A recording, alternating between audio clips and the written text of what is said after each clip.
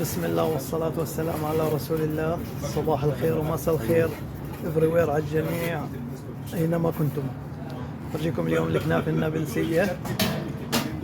هاي في هون شاب متكتك بيعملها جنب المسجد الأنصار، بيعملها على الطريقة الأردنية الفلسطينية النابلسية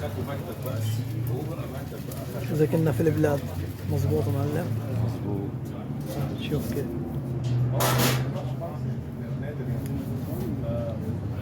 جربتها أنا الأسبوع الماضي بس ما صورت لكم إياها، سيصوركم إياها. كتير طيبة كانت ما شاء الله.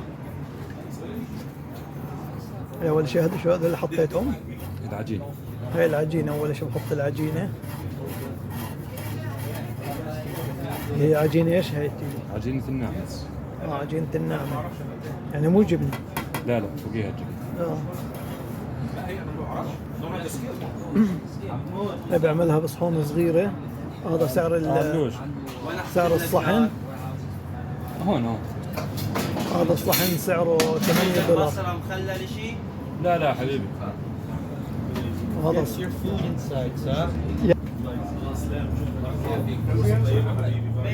برش عليها الجبنة. هذا الصحن ب8 صح؟ هذا هذا الحجم ب8.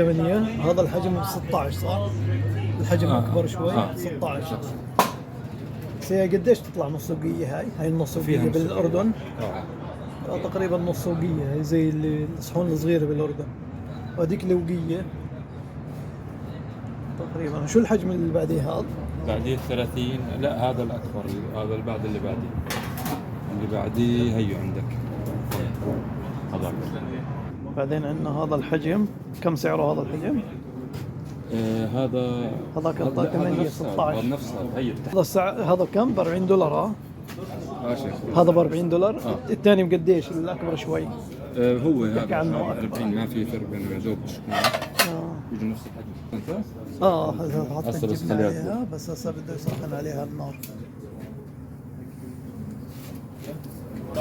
هي الكنافة هيك لما ده يحطها على النار. قد ايه بتحطها على النار هيك؟ يعني 5 دقائق 6 دقائق. هسه بنشوفها بعدين بعد 5 دقائق 6 دقائق كيف بصير شكلها. بعدين بدي اياها سفري بس بدها كلها جوا المطعم. ما بتعطي اللون زي هيك. هي بلشت تعطي اطرافها لون الكنافة. عشان تستوي. بس طب بدي اسالك والله، انت شو قلت لي اي ايام بتداوم هون؟ هسه كل يوم ما عدا 2 3. كل يوم ما عدا 2 3. حاليا من اي ساعة؟ من 1 لل من 1 الظهر لل10 جنب مسجد الأنصار قدام مطعم السلطان. اسم شو اسمها؟ حمودي. هسه بصورها من برا. حمودي كنافة. هي عليه الشماغ الفلسطيني. الله ينصر أهلنا بفلسطين، ينصرهم في غزة. هي هيك جاهزة بس بده يقلبها بالصحن الثاني. هاي بعدين بعد ما طلعها عن النار يسحب مية الجبنة. هاي بده يسحب المية تاعت الجبنة بالفوطة. هاي فوطة نظيفة بس بستخدمها للأكل بس.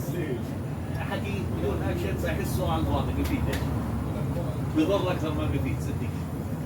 بيضر اكثر ما بفيد. لازم تنسحب مية الجبنة ولا مش فرق؟ تفرد. طبعا لازم.